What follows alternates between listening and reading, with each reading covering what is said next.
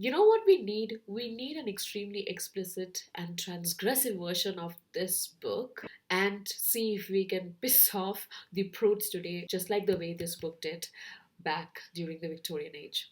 I'm Angela, I'm your own bookaholic Brownim. Welcome to this channel, and today I'm going to talk to you about The Picture of Dorian Gray by Oscar Wilde. If you haven't subscribed to my channel, you are welcome to do so, and also please like, share, and comment.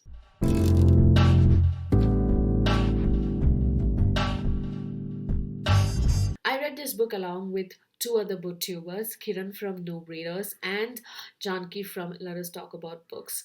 And it was a great experience. We had a great discussion on this book. If you haven't watched it, it is on Kiran's channel. I will provide the link on the screen. Please go and check it out. It was a surprisingly good experience for all the three of us. And during the discussion itself on the live stream, we ended up liking the book more because the discussion brought in so many advantages that were missed out while we were reading it on our own. This is where booktube really helps. Once you finish the book, and if you have somebody to discuss the book along with, it adds another layer of perspective to your own understanding or enjoyment of the book. So I really enjoyed that discussion of The Picture of Dorian Gray with Kiran and Janki. A little bit about the book. The Picture of Dorian Gray was published in the year 1890. Now, before it was published as a standalone book, I think it was published in a magazine initially, and it received a lot of flack for its immoral content and references to homosexual relationships. People generally snubbed the book. However, later on, when it was published as a book, Oscar Wilde added a preface which is quite interesting, and he includes a lot of aphorisms in them, and one of my favorite is this one: there is no such thing as a moral or an immoral book. Books are well written or badly written, that is all. And this was kind of a proclamation that he believes that a book is just a book. You don't have to consider whether it is moral or immoral. Whether I agree with him or not doesn't matter, because I don't that much. But at the same time, from the context from which he was telling this, it makes sense for him to have added that preface, and especially this particular sentence. So that is about the book. The book has been banned several times over decades since its first publication, and I really do not understand the need for all these hue and cry. I mean, but then I come from the land of Kama Sutra, so it doesn't matter that much. That's a little bit about the background of the book. I sat down for editing and I realized that my plot summary was rubbish. So I'm here trying this for the fourth time now. Third time was not a charm. Anyway, so quick summary, but I would highly recommend you guys to read the book. But if you still want to continue this review without reading the book and expecting a plot summary, here it is. And I am bad at doing summaries, so that's the warning upfront. So basically, the story is about this young, wealthy, extremely attractive Englishman called Dorian Gray. Now, Dorian Gray has been, suddenly pushed into this high society of England during the Victorian era. He meets this one guy called Basil Hallward. He is a painter and he is an artist. He's an artist and he is enamored by Dorian Gray's beauty, and he wants, he starts making a lot of paintings using Dorian Gray as the model, and mostly he painted, figures and heroes and gods from Greek mythology. But one day he, decides to make a true portrait of Dorian Gray, and that's when one of the main characters, Lord Henry, who is Basil's friend, walks in, and Basil reluctantly introduces Lord Henry to Dorian, reluctantly, because he thinks that Lord Henry can be a very negative influence on Dorian, who is at a very impressionable age. And sadly, that's what transpires. So once the painting is finished, all the three are enamored by its beauty, and for the first time, Dorian realizes that he is so attractive, and he is uh, taken over by this narcissistic admiration of himself. Lord Henry makes a comment that, hey, look at your painting, it's so beautiful, full of youth and beauty. It is so sad that this is transient, and you will become old and wither away, but while the painting will always stay young. And this kind of pricks Dorian Gray, and he woefully wishes out loud that it would be so nice if he stayed young, just like the painting, and instead the painting could age. Dorian falls in love with this young actress called Sybil Vane, an extremely naive young girl, and Dorian actually falls in love with her the characters that she portrays on the stage. Things move quickly, and he gets engaged to Sybil. He announces his engagement to a shocked Lord Henry and Basil, and they visit the theater where Sybil is playing. That day, Sybil performs really badly, and Dorian Gray becomes embarrassed and furious, and he rushes to the backstage and confronts her. And she says that because she has found love in real life, she has no need to be a good actress or a good artist, so she has given up on that. And that infuriates Dorian, and he breaks off the engagement and he walks away very cruelly, nonchalantly. But later on, he repents that, and next day he goes back to her, but it's too late, and Sybil has committed suicide. She has killed herself. So Dorian Gray goes back to his mansion or villa, wherever he's staying, and he looks at his painting, and he finds out that there is a small blemish that has appeared on the painting, and he shockingly, horrifyingly realizes that the kind of Faustian bargain that he made days ago might have come true, and every time he commits any kind of transgression, that will reflect on the painting, and that will be a reminder of him and his ways. And what he does is he picks up the painting, stores it in his attic. Lord Henry presents Dorian with a yellow book, the name of which is not mentioned. It just says that the book is about the wild exploits of a French man. Dorian considered this as his Bible and guide, and lives according to that book, and slips more and more into wild debauchery. Like any society, anytime in the world, from uh, the days of cavemen to the 21st century, one thing none of us can evade is gossip. It is consistent, it's always there, it's omniscient. So Dorian Gray also falls prey to this net of uh, gossips.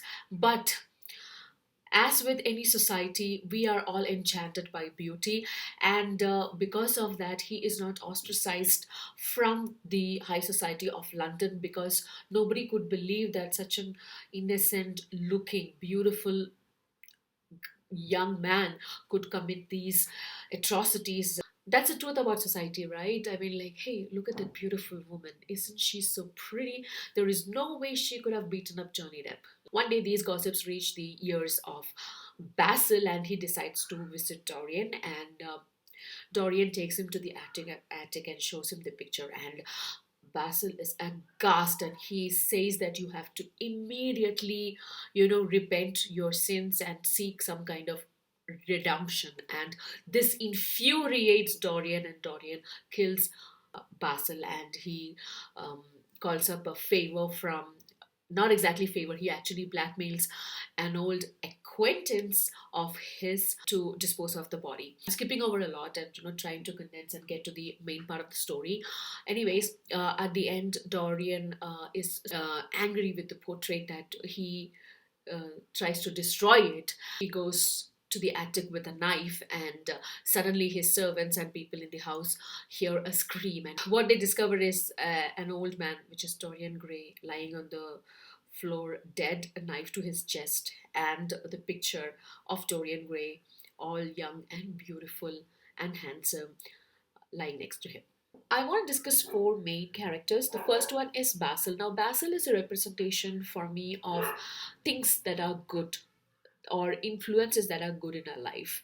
Like, he is also a representation of, how effectively we can control our urges, how tempting they might be, we still have the choice to make the right decision in life. And this is what Basil represents, and this is what Basil wanted to always make sure that Dorian Gray does. He tries to influence Dorian Gray positively many times but fails miserably. So that's what the character Basil means to me. Then comes the most despicable character that I have ever come across in any literary work, which is Lord Henry Wotton. Now, he is this extremely negative, bad, dangerous influence on this impressionable young man who is Dorian Gray. Whenever Dorian even attempts to make a positive move or step in his life, Lord Henry is there to divert him or discourage him. Lord Henry is a proponent of hedonism. When applied to real life, can end up hurting a lot of people and set you in a path of no redemption. And that's what Lord Henry does to Dorian Gray. And I hate him for that. Sybil, I felt very sad about her. For me, she's a representation of the naive, innocent people of this world, and also a reminder that just because they are naive, it doesn't guarantee anybody to hurt them or take them for a ride, destroy them. For me, Sybil stands for naivety and innocence, and the reminder that we should not take advantage of those kind of people. Fourth and the final character that I want to talk about is the protagonist, which is Dorian Gray. Now, Dorian Gray, of course, he was uh, at a very impressionable age when he met Lord Henry and was carried away. But at the same time, it is when he met a very good influence in his life, which is Basil as well. But he chose to follow Lord Henry, and he chose the path that he took thereafter. So he has only himself to blame for all the things that he did and all the hearts that he broke. For me, Dorian Gray definitely stands for narcissistic selfishness.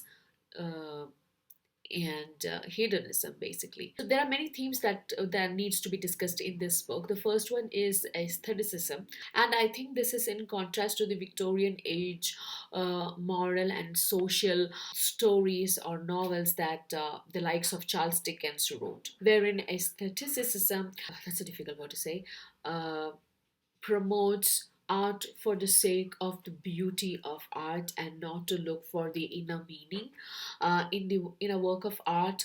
And I kind of disagree. I find it kind of ironic that the book that Mr. Oscar Wilde wrote to kind of establish that art should be for the sake of art became exactly the opposite, because this book has been discussed and dissected over the decades by anybody and everybody who has read this book. This is definitely a philosophical book. There is definitely a lot of themes and motifs and symbols that is embedded in this story that needs to be discussed. People are doing that even now. I think 100 years since this book has been published, more than 100 years since this book has been published. So actually, this is quite funny and ironic that this book turned out to be exactly the opposite of what Mr. Oscar Wilde was professing all through his life about aestheticism and the art.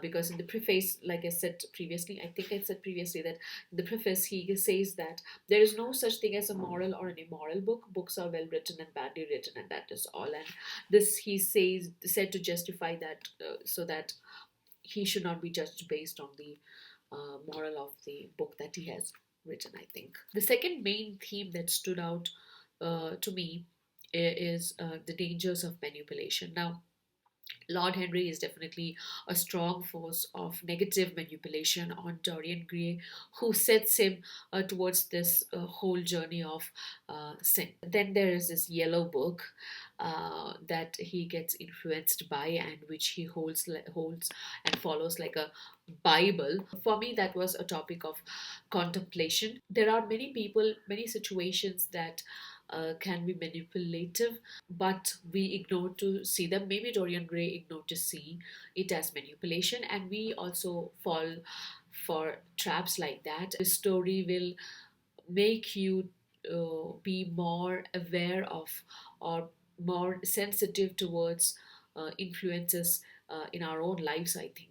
For me, this book in that way was kind of an alarm bell, wake up call for me, reminding me to be always be wary of influences that I am surrounded with. Another theme in this book is definitely sin, redemption, and consequences. We have to pay for what we have done, and it constantly gets reminded throughout this book as and when Dorian commits an act and the painting makes these horrendous changes to itself. Now, I have certain problems with the themes that I mentioned earlier. Now, for example, take the concept or the theme of sin and redemption.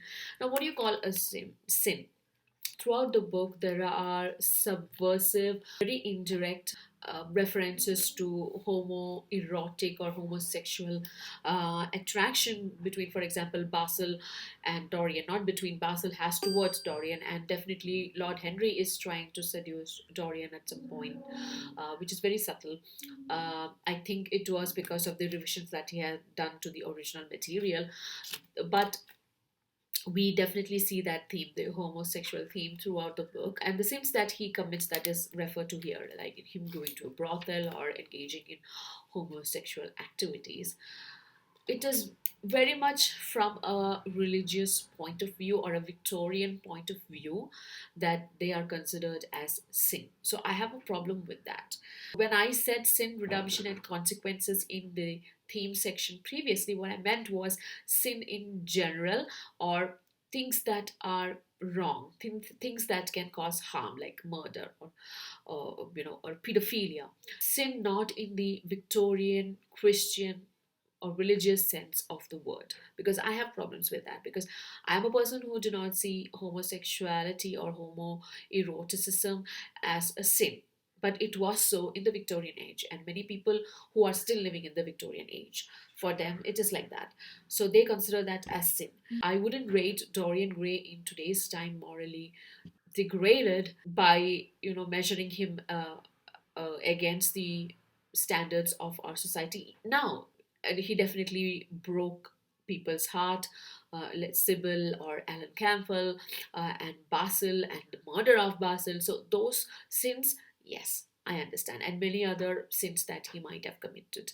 Please let me know in the comment section below if I have understood this wrongly or if I am comprehending this wrongly. But this is what I felt. I had a little bit of conflict there. In that context, I really like this quote.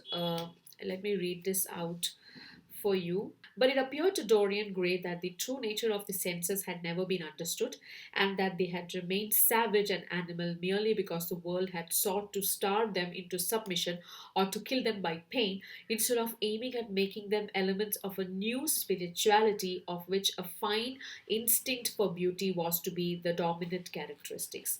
Now, even though I do not agree with him in his unrestricted worship of beauty or outer beauty, I do agree with him on the first section of this quote where he says that our senses have been submitted to starvation and has been killed by pain, that people did not know how to explore these senses anymore back then, especially by the moral restrictions that were imposed on the bourgeois society of the Victorian age. That's why I think that this book is kind of a rebellious action by Oscar Wilde against the so-called moral standards that the bourgeois society of the Victorian age upheld and imposed on everybody, and penalized people who did not comply with them. So, to conclude, I would say that I will recommend this book to anybody because I rated this 5 out of 5. There is so much to take away from this book in terms of social messages and social critique.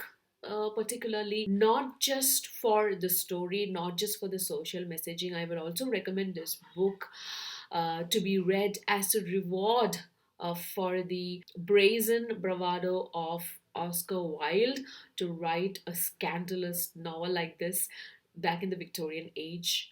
Uh, and I really hope this was not edited and watered down following the threats of self appointed moral police of the Victorian age. So that was my review of The Picture of Dorian Gray by Oscar Wilde, the only novel that he has written. And I will see you soon in another video very soon before you know it. This is Angie signing off. Bye bye.